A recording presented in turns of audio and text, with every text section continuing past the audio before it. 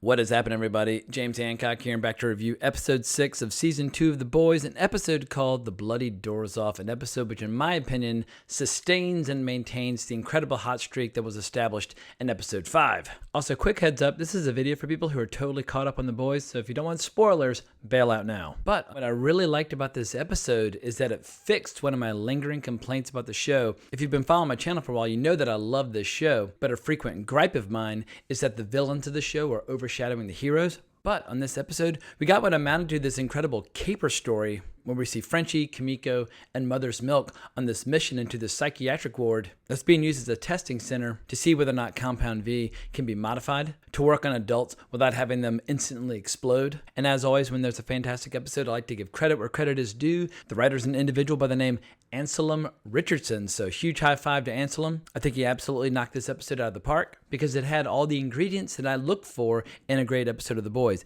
It had great social satire. It had some outrageous, superpowered sexual antics.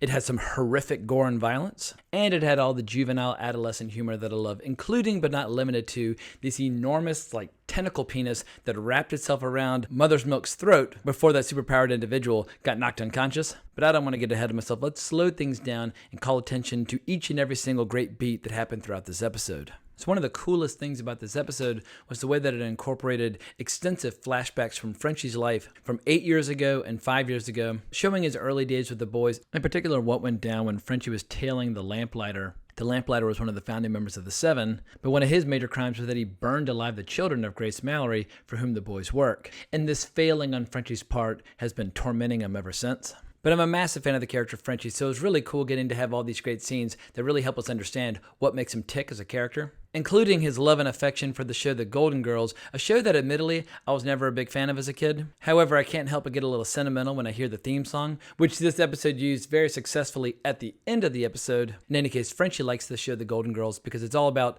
the family that you choose as opposed to the family that you're born into. But back in the present, we see that Frenchie is successful at pulling out this chip in Starlight's neck that allows the Seven to track her. And while Starlight and Billy Butcher don't exactly see eye to eye, she's more or less working for them now as opposed to the Seven. But it was a nice little gruesome bit where a bunch of blood squirted out of her neck before Frenchie pulls out that little chip. But it wouldn't be a great episode of The Boys without some sexual humor. In particular, sexual humor combined with horrific violence. Early on, we get a scene that's destined to go down as one of the more notorious scenes in this show's history, where we see Homelander and Stormfront fighting crime together. They're basically using cannonballs to shoot mosquitoes in terms of how overpowered they are relative to the crime being committed. And we see how Stormfront's starting to get into the head of Homelander, talking about how this criminal, he's most likely just going to get released as soon as they turn him in. And she starts stroking Homelander over and over again over his pants, getting him incredibly aroused. And I wasn't quite sure whether or not Homelander climaxed or not. In any event, as he's about to explode from pleasure, he just crushes this guy's head right into the wall, covering him and Stormfront with blood. And then they just go at it in this alleyway as we see the title of the show.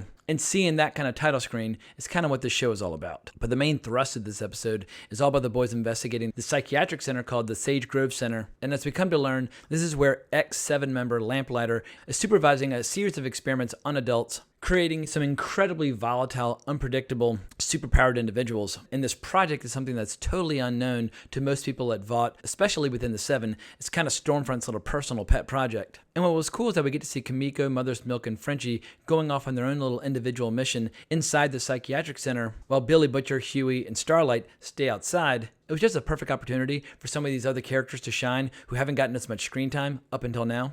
But let me press pause on that just for a second to talk about some of the other cool stuff that was going on in this episode. Much like episode 5, this episode gave us some great social satire with this commercial for the Brave Maeve Pride Bar. And I couldn't help but crack up when I saw this commercial. And I was just thinking to myself that of all the shows that we might need in 2020, The Boys is going to come out of nowhere to be one of the best shows in recent years to poke fun at some of the things going on in our culture right now. Because this show's doing an absolutely brilliant job underlining the fact that every cause, every movement, every fad, it eventually gets turned into some sort of commercial product. And some people might find this side of the show to be unnecessarily cynical, but something tells me I'm not the only one who's getting a huge laugh out of these kinds of scenes. But the big twist with Queen Maeve this episode is that she's been working with the Deep to retrieve evidence of the plane that crashed back in season 1 when she and Homelander basically let an entire plane full of people crash to their deaths But she's a little sloppy with his evidence and leaves it around for her girlfriend Elena to discover. She's absolutely horrified by what she sees, but we're not entirely sure what the consequences are going to be.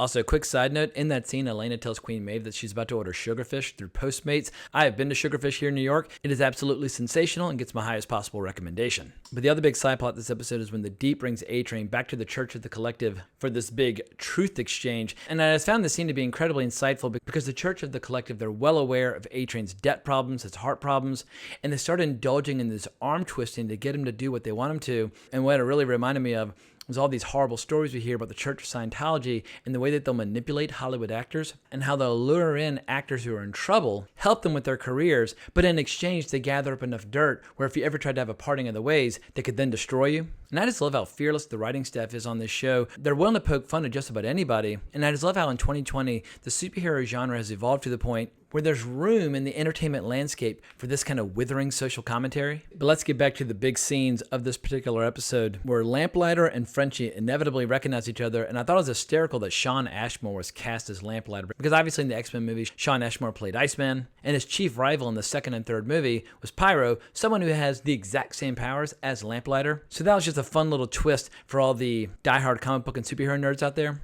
But what's horrifying about this facility is that Stormfront will kind of make the patients and prisoners perform like circus animals so she can gauge their abilities, and as soon as she's through with them, Lamplighter burns up all the evidence. I mean, this is some really sadistic, evil stuff. But inevitably, Lamplighter, he recognizes Frenchie, he tries to fry the boys then and there, he accidentally ends up freeing one of the prisoners who's insanely powerful. And I'm not quite sure if she's based on one of the characters from the comic or not, but she appears to have nearly limitless telekinetic abilities. She's able to basically make people explode just by looking at them, and then she immediately rips off the doors of a bunch of other patients, freeing these superpowered maniacs, creating complete and total pandemonium. And I was just pumping my fist into the air, just enjoying the chaos. What it made me yearn for is a DC movie set in the Arkham Asylum where all the inmates get loose, and hopefully one day Warner Brothers will hire someone like James Gunn to tackle that kind of story. But with all these patients on the loose, one inevitably ends up attacking Billy Butcher, Starlight, and Huey. He gets this giant piece of shrapnel in his gut. So they have to take off, leaving Kimiko, Frenchie, and Mother's Milk on their own, which creates this unusual alliance where Lamplighter has to team up with these three members of the boys in order to have a decent chance of surviving. And we get this great flashback from 5 years ago when Frenchie's asking Mother's Milk how he feels about transgender strippers. I mean, the shit this show is willing to explore is so completely above and beyond anything Marvel or DC would ever dream of with some of their big budget mainstream movies. But then we do get a shot of Lamplighter in his classic costume from the comics. And I'm not quite sure just how far they're going to go with this character, because in the comics, Lamplighter had a very strange fate where he was basically killed and then brought back to life, leaving his mind in a state of total pudding, leading to this kind of gruesome cover to issue number 20 of The Boys. But in the context of this show 5 years ago, the boys did manage to turn him into a double agent to report on the Homelander. But as we learned, the reason Lamplighter killed Grace Mallory's children is he thought he was killing her, and the reason Frenchie wasn't there to stop him is that one of his friends was ODing at the time, and he had to run off to save him. His friend ended up dying anyway, and Frenchie's been using that guilt as fuel ever since. But then this wonderful, beautiful thing happens right as the show seems to be getting really dark and really serious. Suddenly there's this attack on Mother's Milk, where quite literally this giant tentacle penis comes in and wraps itself around his throat, and it was like something out of like the most hardcore X-rated anime you've ever seen. And when Kimiko takes the guys out, we see the penis slowly but surely retracting back up inside the guy's pants.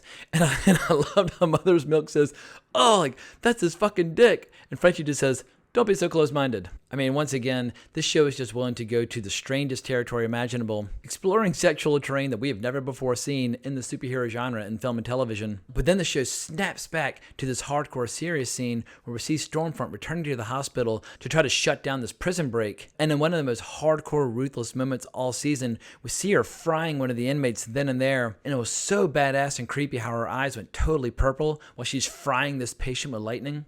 And I just think this show is doing such a brilliant job of establishing Stormfront as this legit, hardcore, major threat. Because as we learn at the very end of the episode when she's confessing to Homelander about her true origins, once she realizes that she's starting to lose his trust after he caught her in a lie about her whereabouts. but she admits that she's 100 years old, she was born in Germany, and that Vought was her husband, and that she was the first successful patient to receive an injection of Compound V. She's so old that she has a daughter that's already dead from Alzheimer's, and then she confesses her master plan to Homelander. She says that she is embroiled in a race war, a culture war, and that she's breeding an army of supermen, and that not only does she want Homelander to be their leader, that she's absolutely in love with him. And then we have this wild moment that I think tonally is going to confuse a lot of people and excite a lot of interesting debates, because Homelander, he embraces her, he kisses her, and we hear the music to the Golden Girls. And obviously the Golden Girls is the show that a lot of people have a lot of nostalgia for. And the Homelander, in spite of being a complete, total murderous sociopath, is a very charismatic character who's very popular on the show. And yet, he's joining forces with a character who quite literally is doing like the superpowered equivalent in 2020 of what Adolf Hitler tried to accomplish back in the 1930s and early 1940s. So I imagine a lot of viewers aren't going to know quite how to react to that scene, where they're going to have a mix of conflicting emotions. But that's what's so cool about this show, is that it's willing to go into really uncomfortable, controversial, provocative territory that most superhero shows and movies would never dream of exploring. As I said before, the writing staff for the show, they're absolutely fearless. They have balls of steel. And I just can't wait to see what they're cooking up for the final 2 episodes of the season, as well as season 3. And then as a little stinger at the end of the episode, we see that total badass, superpowered telekinetic, who we thought got fried earlier, as it turns out she survived. She's hitchhiking away. I'm going to need to do a little research to figure out she's based on a character from Garth Ennis and Derek Robertson's comic. But she's obviously insanely powerful. And who knows, maybe she'll show up at the end of episode 8 to fry Stormfront where she stands. So as you've probably gathered from the tone of my voice, I enjoyed the hell out of this latest episode of The Boys. And I hope you enjoyed my little review and recap. But if you want to talk more about The Boys or comics or superheroes or pop culture or whatever, you can always find me on Twitter at Colbrax, or leave me a comment in the comments below. But please remember to like the video, subscribe to the channel, hit that notification bell. But I hope everyone has an amazing weekend. But more importantly, as always, onwards and upwards.